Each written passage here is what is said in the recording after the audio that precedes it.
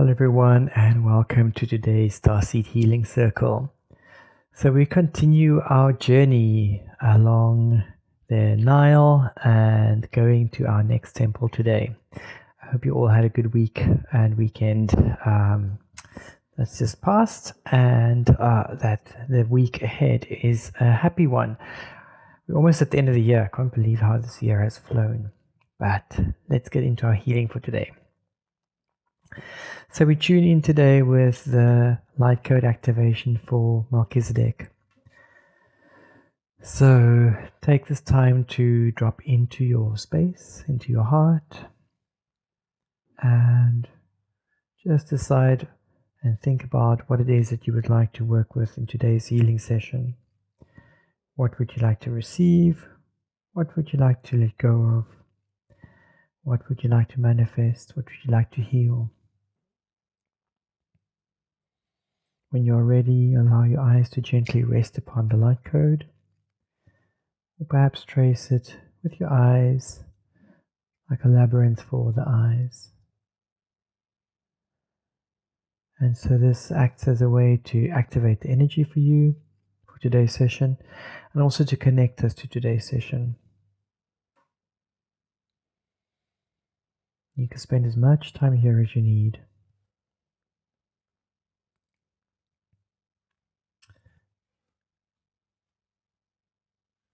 Okay, let's look at our setup for today. So we are working with the Wands of Horus cards again. We're working with some of the Egyptian tools that I brought back, and we're doing a circle layout. So I'm not going to explain too much about what's happening in the circle, but basically the circle acts as a vortex, and let me maybe switch myself on. So it acts like a vortex, and each of the Wands of Horus cards have their own toroidal field. And so by placing them along the circle, it creates a specific flow of energy around through into the center. And then we'll obviously direct the energies using the tools and the two cards that's sitting at the bottom, the masculine and the feminine. So the positive and the negative energies, so that we can just work with sending those waves out to you all. Okay, so let's have a look at the journey.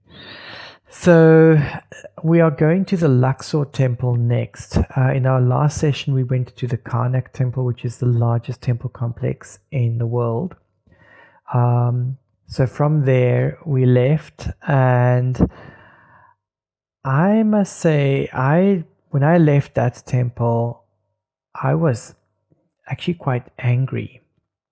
I had this rage that was going on in me, and I couldn't quite place it. I thought it was to do with perhaps the Sekhmet temple, and that time I spent with Sekhmet could have been just the group that I was with.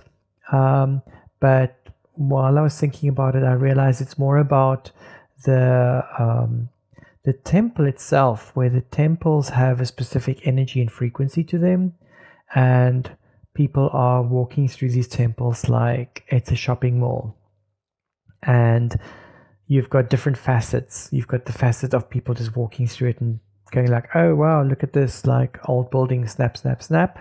And then you have the people who understood the knowledge and the power that was in these temples, and that went and consciously in to destroy that information by defacing the statues and things like that. Then there is just the sands of time that got us to a point where we all forgot what happened there. So it was a whole mixed batch of things. But through this journey, looking back, I could see that each temple was an initiation, each temple was an activation, each temple opened up another level or layer that we grew into or experience. So the Karnak temple was definitely to like really wake things up, where the Hathor temple was to open up the heart, and then we went to the true name on Mount Sinai, and then in the Karnak that was really to open up the consciousness and awareness. The next temple was the Luxor temple, and I must be honest, I didn't really want to go to this one. yeah, but I ended up going like, okay, let's do this. And so we went to the Luxor temple at night. This is one of the temples that are open at night. And so arriving there, really not wanting to actually be at this temple, it's just this crowd of people. So that's not warming me up to the temple at all. I'll come to the reason for not wanting to come to this temple in a moment. But again, in hindsight, I'm very happy that I went to this temple.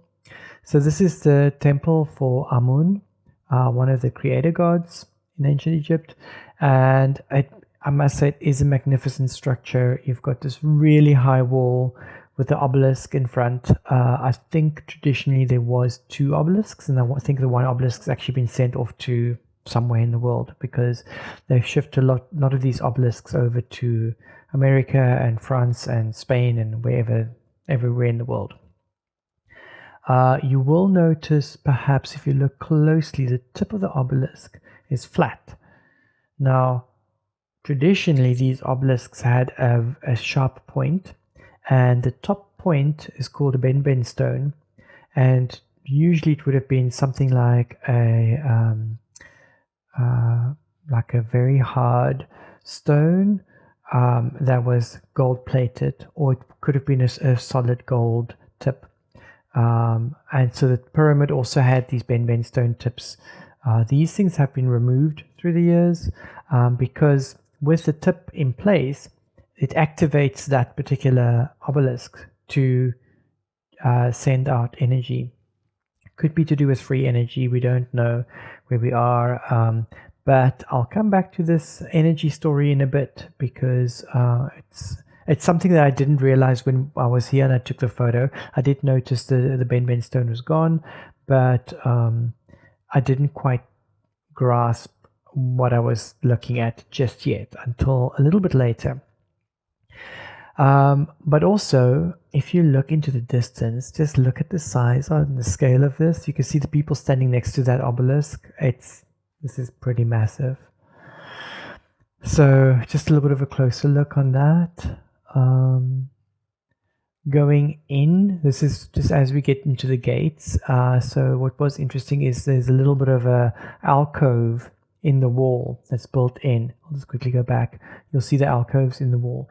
And I, again, wasn't really paying too much attention to those alcoves or what they were all about. But again, looking back, I can see that there was definitely a reason for everything. In Egypt, everything has a reason for it to be built in a specific way. Yeah.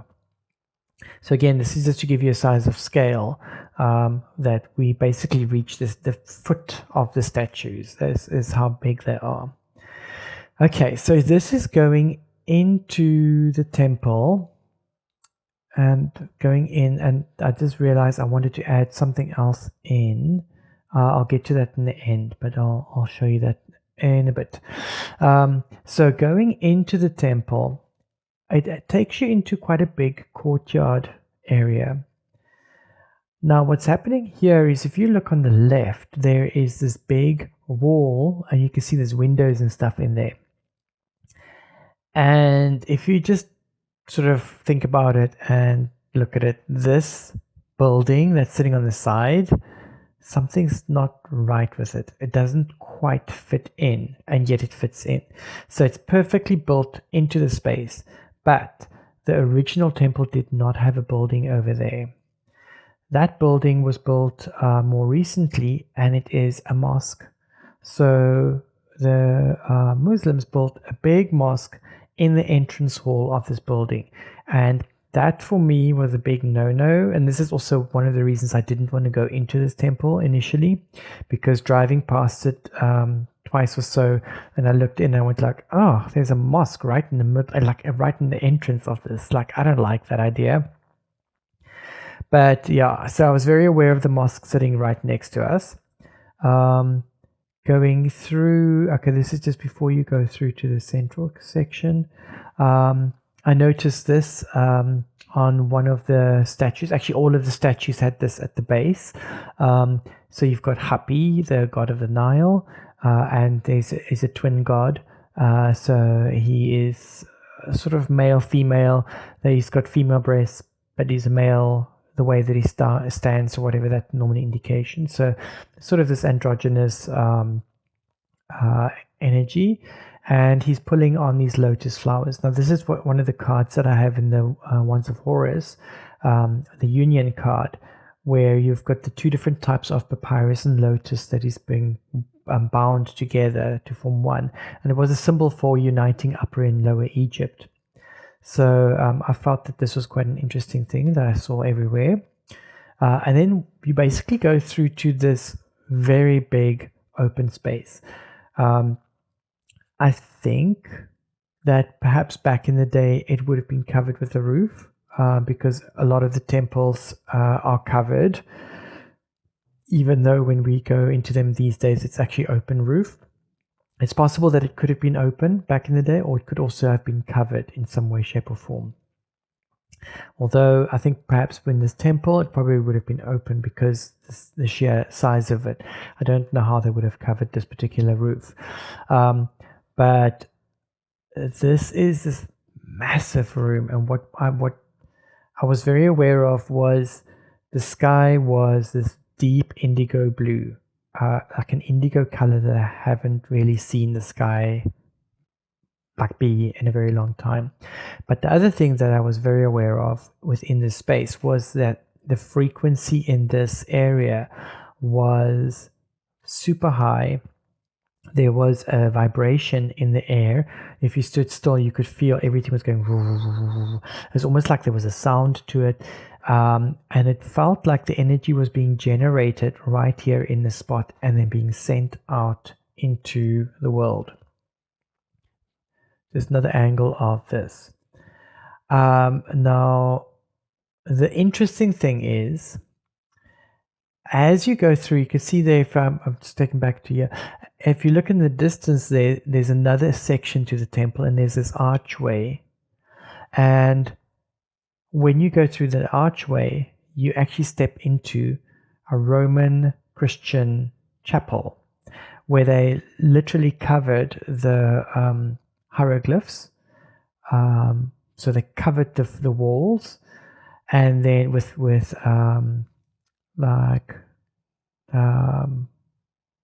not concrete, but they like completely covered it with a new layer of material, and then painted their Christian symbolism over that. And the Christian symbolism almost looked like they were copying the Egyptian designs, but in a Roman fashion, and it was painted and not engraved like the Egyptian hieroglyphs were. And there are parts where the plaster, the Roman plaster had fallen off, and you can actually see the hieroglyphs and the original Egyptian walls in the background. For me personally, that was a big no-no as well. Like, I didn't feel right in that section. I didn't want to take any photos in that section. I didn't want to spend too much time in that section. I went in, I sort of looked around, I quickly went through all the different sections, and was like, okay, I just want to get out of here. And I left, and I went back into this main section. The interesting thing is, I was in a group of about 20 people, and we have a folder where we share all of our photographs. And I wanted to see if anybody took photographs of that end section, just so that I could show you guys. And no one in the group of 20 took any photos of that end section, which I found very interesting. But as I came back to this section, and again, stepping into this very high frequency and vibration, I decided, wait, this is quite interesting. So I went back into the Christian side, and I felt how it felt there, and there was a frequency, but it was different. Then I moved back to the mosque area and felt the energy there as well. So back to here. And I realized, or what my perception was that the initial temple, the original Egyptian temple, as here, was built to harness or create energy and send it out into the surroundings. It was meant to be shared. So it was to generate energy and then to share the energy. What the mosque is doing is it's siphoning the energy. So it's pulling the energy in and it's saying mine, and it's pulling it into itself and spreading it only to other mosques. And I found the same type of energy within the Christian side, where it was like let's take this energy and let's keep it within our little circle. So I didn't necessarily, it's only now recently where I'm thinking about it, where I felt that, okay, it's the mosques and the church were feeding it through. But when I was there in the temple, I didn't quite get it. For me, it just felt like they were siphoning energy in both cases. And it didn't fit into the alignment of the initial temple, which was to send out the energy into the surroundings. That awareness for me was something that I took with me through every single temple following this, and I became really aware that these temples were built for specific purposes and reasons. I knew that, of course, because I've done lots of studies beforehand, but to physically experience that, for me, that was quite big.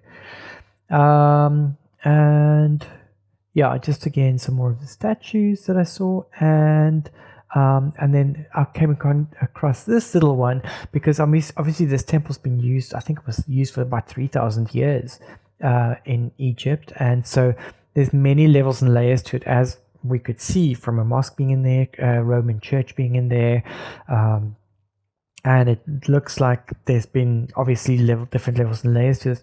This is a statue for Tutankhamun and Ankh, his wife. So I thought that was quite an interesting one to know that like Tutankhamun actually was here. Okay, so let me get my face out of the way. Okay, so this is just a top view of the temple. You'll notice if you look over to the right side, that the very, very thick black lines, the two thick black lines, that's the main entrance where we come in. As you come in, if you had to come in from that side, just on your left is where the Abu el-Hagag mosque is. This is where they built the mosque within. They used part of the temple to actually build the mosque. Then you go through the colonnade hall of Amenhotep and Tutankhamun, and then you go into the Amenhotep, the third court. This is the one where I felt the energy was radiating out, where the energy felt probably the purest in this entire temple complex. And then if you go a little bit further down to the left, you get the Roman sanctuary and king's chamber. That's the one where they completely plastered the walls and covered them with the Roman images, and basically removed all of the hieroglyphs and Egyptian structures. If you go further down to the Amun sanctuary, that section felt fine actually, but the walls were very broken and it was actually quite low, and so yeah, it was nice, but it actually missed a lot of the original energy and frequency.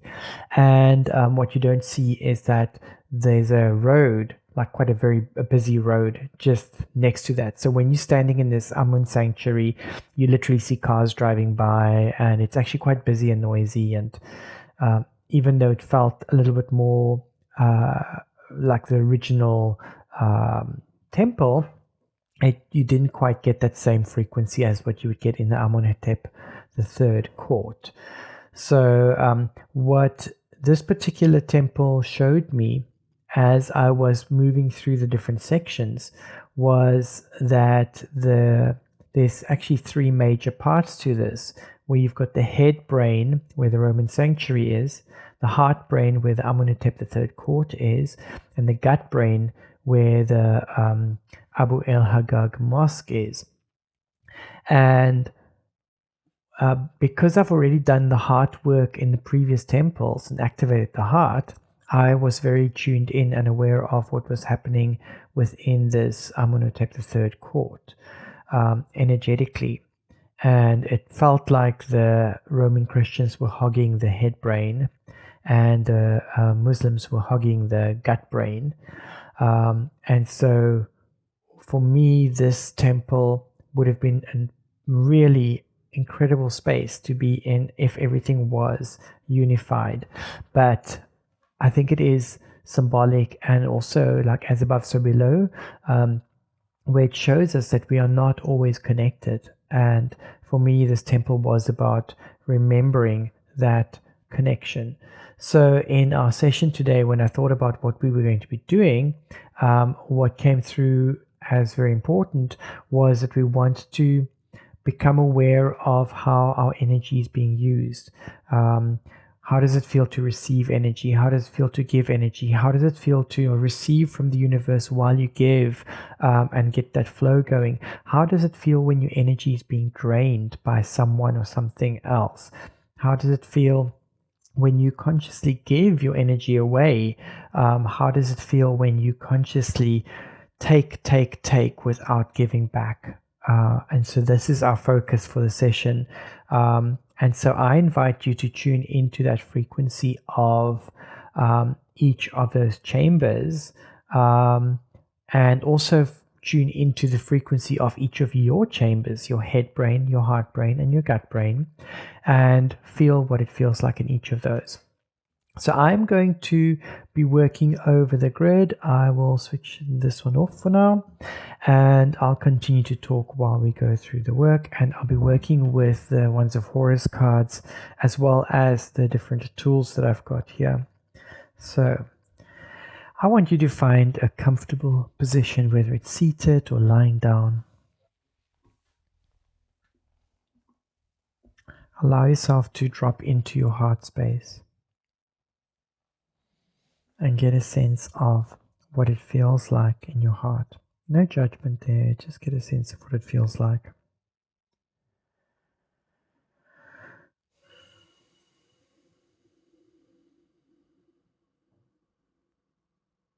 Allow yourself to completely bring your consciousness and focus to your heart.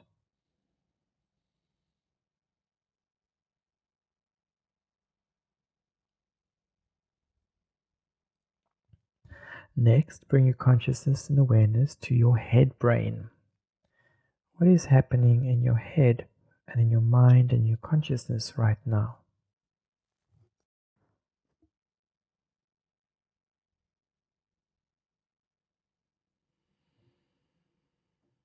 No judgment, just become aware of what's happening there.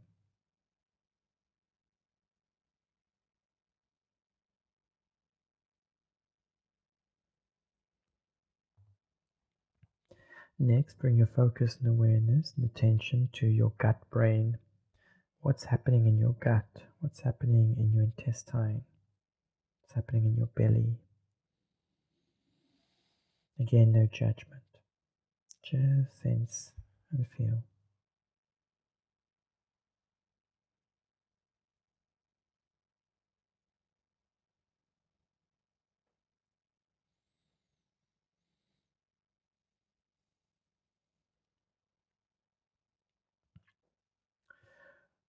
From a Kundalini Yoga perspective, our head brain is associated with the second dimension, 2D. It's yes, no, right, wrong, good, bad, all of those things. It's all the judgments. The gut brain is associated with 3D. It's this physical reality, this physical world, the body needing to survive. The heart brain is associated with 4D, with time, space, and bringing together the 2D and the 3D. And when we can get these three brains working together, we then go into the auric field, which is associated with 5D,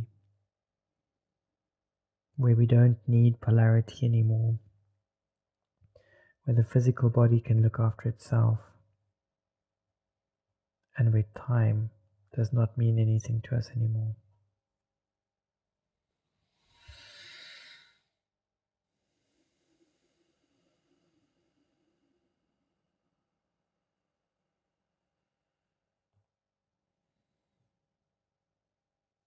So allow yourself to imagine that you unify your head, your heart, and your gut.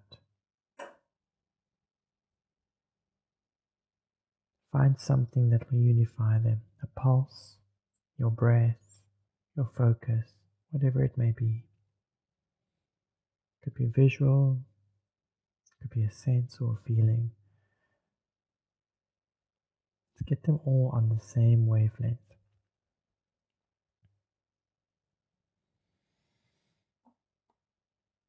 And now, imagine or sense or feel your body receiving all the nourishment, everything that it needs from the earth. Allow all the earth energy to stream in to your feet, into your base chakra, moving through your entire body, all the way up to your crown. Allow this energy to nurture the body and to transform anything that is not needed.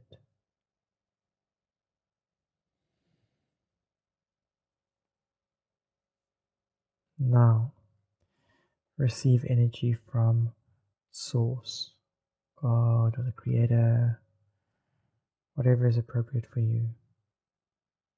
Just allow this universal energy to come into the crown, move down through the body,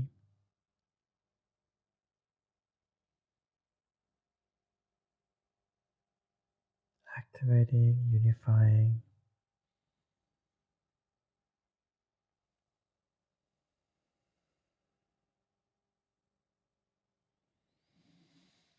And so you've got a constant flow of energy coming from Source into the body. And you've got a constant flow of energy coming in from the earth and into the body.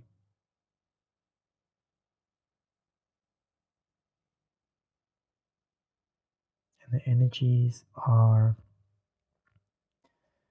mixing and blending together.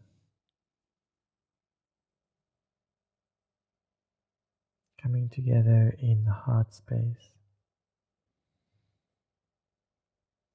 blending together within the entire system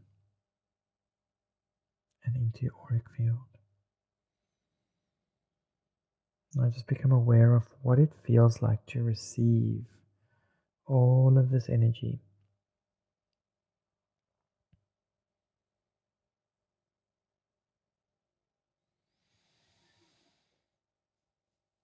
Now allow yourself to gently let go of that energy. So it's flowing in. Allow yourself to radiate that energy out into the world without fear of losing anything. As the energy is flowing in, you radiate it out. As the energy is flowing in, you radiate it out. Energy flowing in, you radiate it out. See what that feels like for you.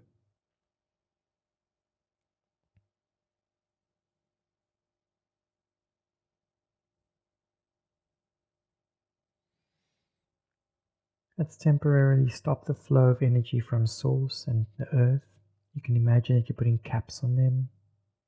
So now you only have your own energy. And radiate your energy out.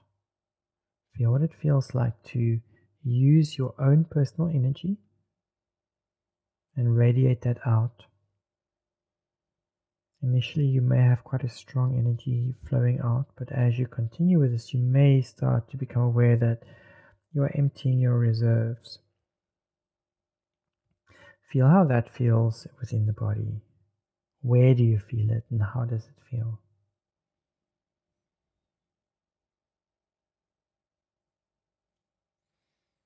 Good. Let's open up those caps again. Receive energy from Source, receive energy from the Earth. This time put a cap on your radiation. So you're receiving from the Earth, you're receiving from heaven, but you're not sending anything out, you're not sharing anything with anyone. see what that feels like within your body.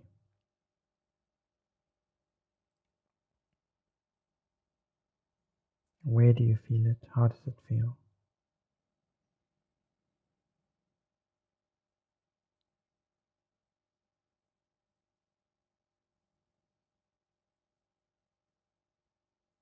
Good.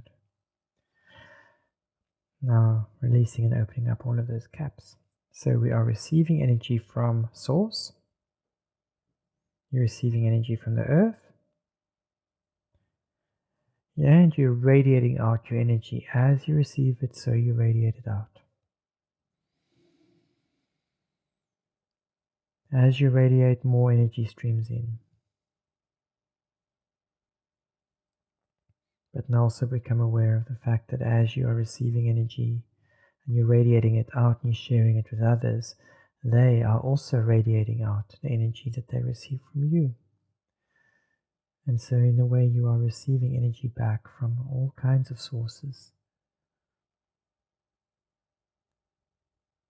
Just feel what that feels like, so that now there's an exchange of energy between you and everything around you, you and the earth, you and Source. Feel what that feels like within the body. Where do you feel it? How does it feel?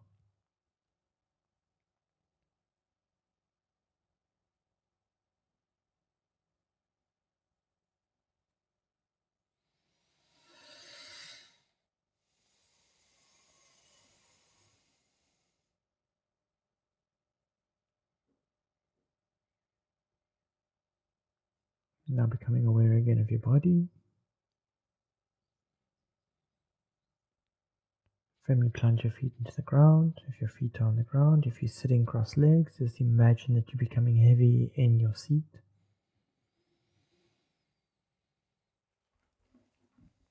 And when you're ready, you may open your eyes.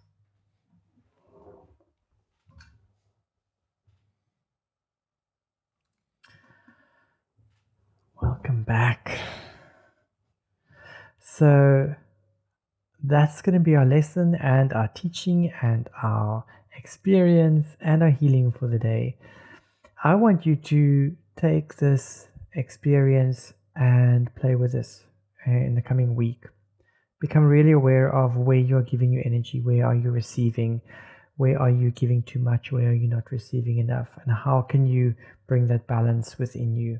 Become really aware of what it feels like in the body, where it feels like that in the body, so that you know beforehand when you need to pull back, when you need to have some time out, when you need to receive more, and so that you can get better, how can we say, like you get a better handle of your own energy.